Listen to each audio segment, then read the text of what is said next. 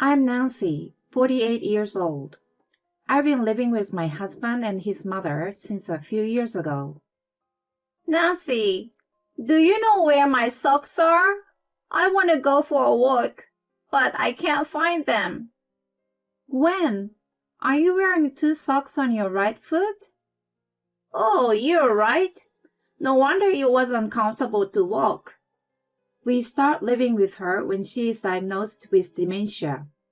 But thankfully, her symptoms are still mild. And I only need to take care of her from time to time. Your foot must be feet warm from 2 layers of socks, keeping it away from cold. That's true. I hear some people turn to quick temper, but she's more like an innocent young child. I suppose my stress from home care is nothing compared to some others.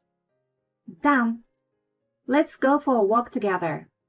After fixing up her socks, we go out for our daily walk.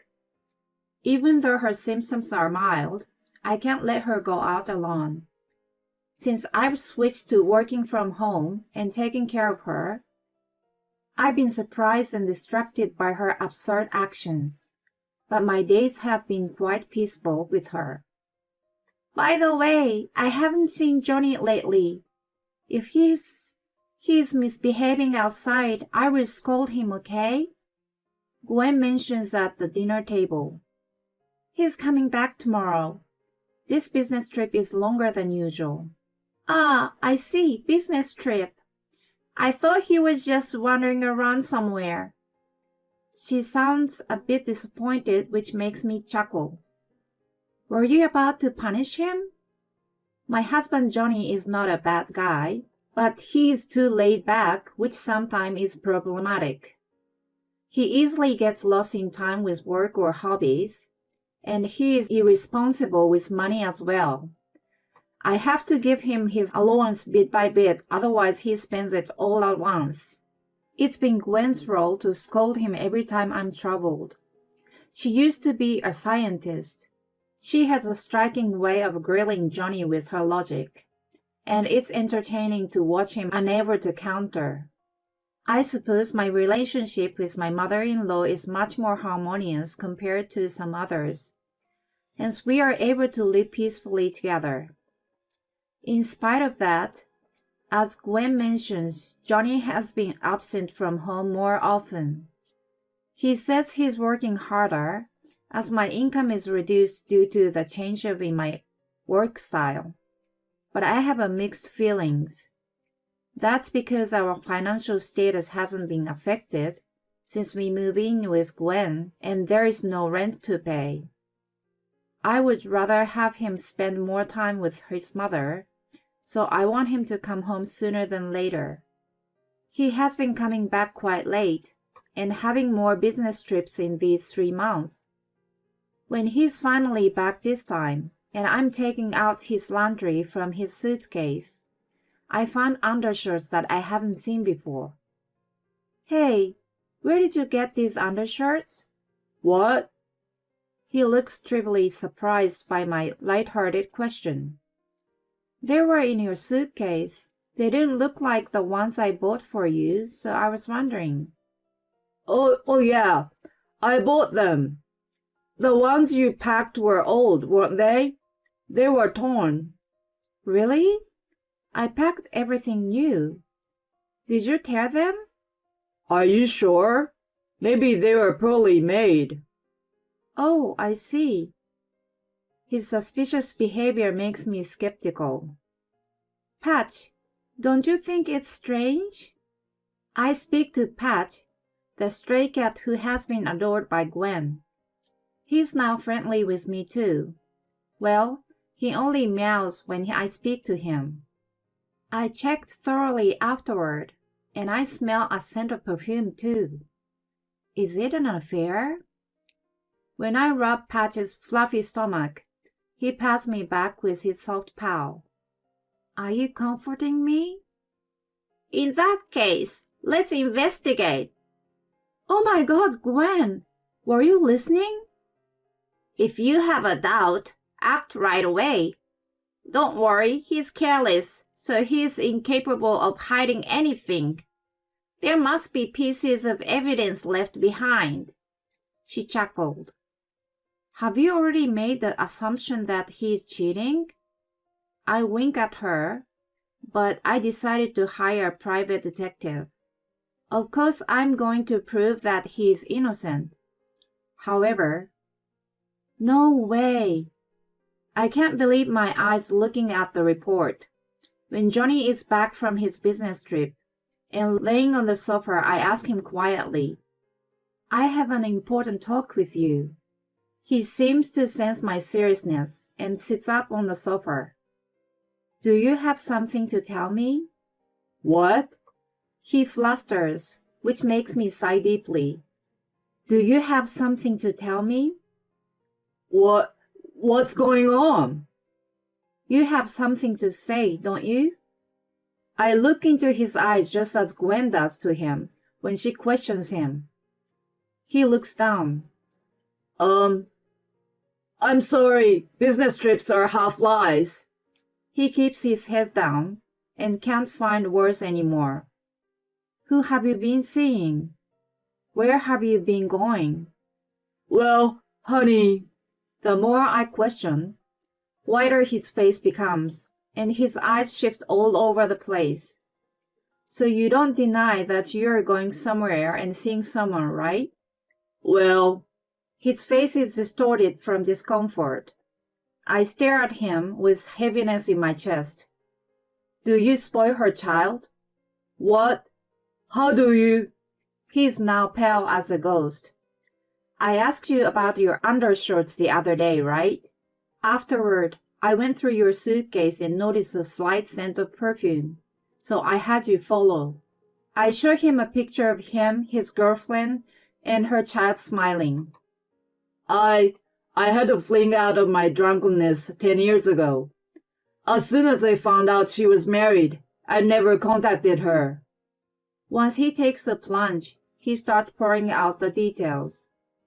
But a few months ago, she suddenly showed up and told me that she was divorced and raising a child alone.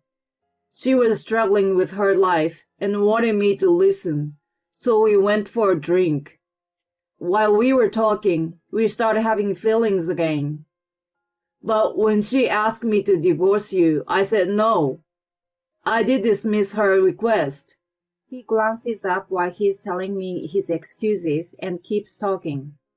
But then, she said the child was mine. I denied that it was impossible. And then she asked me to do the DNA test. I was sure I wasn't the father, but I was. On top of it, the reason she was divorced was that her ex found out about it. My kid is really happy to find the real father. That I'm having a hard time leaving them, you know. He tells all that at once and then trails off. What do you plan to do from now on? Well, He flusters again, and I sighed heavily. If I didn't find out, you thought you could work it out, huh? I'm sure I would have discovered sooner or later. To begin with, I'm handling all the finance in this house. I've been wondering why your salary doesn't increase despite the late night and business trips. Then I found the undershirts and the scent. Don't you think it's crazier to not notice? Aside from that, if this girl is really your daughter, you need to settle things out for her future. Let's discuss this in a week. Think hard about it. However, just 5 days later, inconceivable things happen. Nancy! I run to Gwen, who is holding a manila envelope in her hand. Inside, there were divorce papers and a letter. I see that he's already signed the papers. The letter reads, Dear Nancy, I thought over and over and decided to leave you. I wanted to focus on my daughter and her future. I couldn't leave her and her mother while they struggle with money. I had never thought that I wanted a child, but I fell in love with my daughter. Please divorce me. I wish to spend my life with my new family. I have a responsibility as a father. Please look after my mom. You two get along well, so I feel comfortable leaving her with you. Take care, Johnny. You want to talk about it? Gwen put her hand softly on my back. I can't hold my tears and start bawling. I tell her everything and read the letter, and then she holds me tightly in her arms. I can't forgive my own son for what he's been doing. He needs to learn his lesson. Who does he think he is? I will support you in whatever you decide to do. I'm ready to hunt him down till the end. Don't be shy and tell me what you want to do with him. I'm astonished by her rage. It is incomparable to when she normally scolds Johnny. My mind starts to see the situation differently by watching her. Gwen, I was wrong. I told myself to think about the child and wanted to listen to what Johnny had to say. I looked at it from the third person's perspective, but that was crazy. I haven't told him how I feel at all, and he doesn't even show any concern towards me in the letter. He writes about me like a helper. I can't stand it. I'm going to retaliate against him. The bubbles of anger are coming out of me now. We get down to coming up with our strategy right away. I'm going to ruin you. And then his payday arrives. Gwen and I are eating dinner when we hear shuffling at the front door. He's here. Gwen giggles. We hear a knocking on the door. Who is it? I respond coldly and look out from the window. There is Johnny looking agitated on the porch and asking me to open the door. Oh, even though you've left your wife and your own mother behind, you want to come back after just a couple weeks? Gwen comically says and pops her head out beside me. No, I don't want to come back. Give me back my paycheck. He yells impatiently. But you have your own bank card and cut mine off. You took some out. Reason why he's in such distress is that Gwen and I have convinced his office to change the payable account. Let's take his salary. When Gwen first mentions it, I think it's impossible and her symptoms are worsening. But he cheerfully says with a smile, It's out of question to have his salary deposited into someone else's account. However, if it's another account of his, there's no problem. What? She makes a call to his office. Mr. C, it's been a long time. How have you been? I would like to ask you for a favor today. She has been a good friend of a CEO for a long time, and he also thinks the world of her. He willingly accepts her request after hearing the circumstances. Your paycheck is in your account for sure. I also have another account under your name. I forget to tell you though. The kind of relationship the CEO and Gwen has makes it possible, and he agrees to pay into the account that she had opened an extra life savings for Johnny. It's my money. Yes, it's your salary, and as long as Nancy is your wife, you must pay her a portion from it. What? He is stunned by Gwen's reply. Johnny, I still have a divorce paper. I haven't signed or submitted it. We are still married. Why? To be honest, I have thought to get it done and over with immediately, but Gwen and I realize that it's worth staying married while we go through our plan. I'm saving the divorce papers for the time being. If you really want to divorce, you shouldn't just leave it to me, but make sure that I sign and submit it, you know. That's all I say and draw curtains and walk away from the window. Of course, the door lock has been changed and a sturdy bolt lock as well. All the windows are shut and locked, and the video surveillance is installed and working normally. Johnny walks around the house and sees if there is any opportunity to get inside, but he gives up in the end. Here, you can use it for whatever you want. No way! Gwen passes me an ATM card, but I don't plan to touch the money. My own paycheck is enough to live for now. Even though I take it from her hand, I immediately put it in a safe place. A few days later, Johnny visits again. Liv asked him to come with his daughter and her mother. Huh? Why? Mr. C? Yes, he offers to act as a witness today. We have a DNA test kit for a legal paternity. I smile broadly, to which Johnny returns an unpleasant look. I've already told you that the result has been out. But I haven't seen the actual collection of specimens and the result on paper. Johnny reluctantly agrees when he sees my intent glare. You don't look comfortable with it. Is there some problem if we check? It's not a big deal for us. It's up to you to decide. But we have told you that we will change back the account and finalize the divorce if you agree to one request, right? Our request is to take the specimens in front of us and prove the paternity of your daughter. Mr. C is here to be the witness as mentioned before. Okay. Just do it and get it done with. As long as this ends here, I don't care. Johnny sighs heavily and grabs the test kit, but his girlfriend looks white as a ghost. Oh, why? Are you leaving? She backs away slowly, roughly pulls her daughter's hand, and without a word, she turns around and runs out the door. Wait! Johnny is stunned by her escape. Her action proves that she has been lying, but we're not done with Johnny. Gwen says to him, who is left alone in shock. If it was me, I would take the test and pocket the money for now, and then before the result is out, I would plan an escape. Maybe she's not that clever, is she?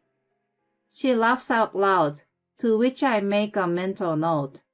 Dementia or not. Never step on the wrong side of her foot. But what do you mean, my child? Did she really test your specimens? I waved the additional report from the investigation. Your girlfriend gets around. It's amazing that she approached every single guy she has slept with around the time she conceived. But true love is only one. She has been together with a guy since high school who is currently unemployed. He seems to be the father. No, that can't be. Why don't you go and check? His current address is on the report. He scowls at me and hastily runs out of the house with the report in his hand. Such a fool! Gwen shrugged her shoulder. We thank Mr. C for coming all the way amidst his busy schedule. He gladly accepts the gift of wine and gives us a big hug when he leaves. We throw away the DNA test kit as it is useless now. Later on, Johnny comes back knocking on the door. We look at each other expectantly with wide smiles. I'm told she's not my daughter. On top of it, my savings is all gone. She keeps denying it even though I show her my bank statement. The porch light shone a disappointed Johnny like a spotlight in the dusk. Gwen and I watch him in despair and smile discreetly. And what do you want now? Gwen asked, holding her laughter. What do you mean? He mumbles like a little boy, but she doesn't hold back. This is a house of a wife and a mother you have left behind. You have left on your own will, so I can't let you come back just because you change your mind.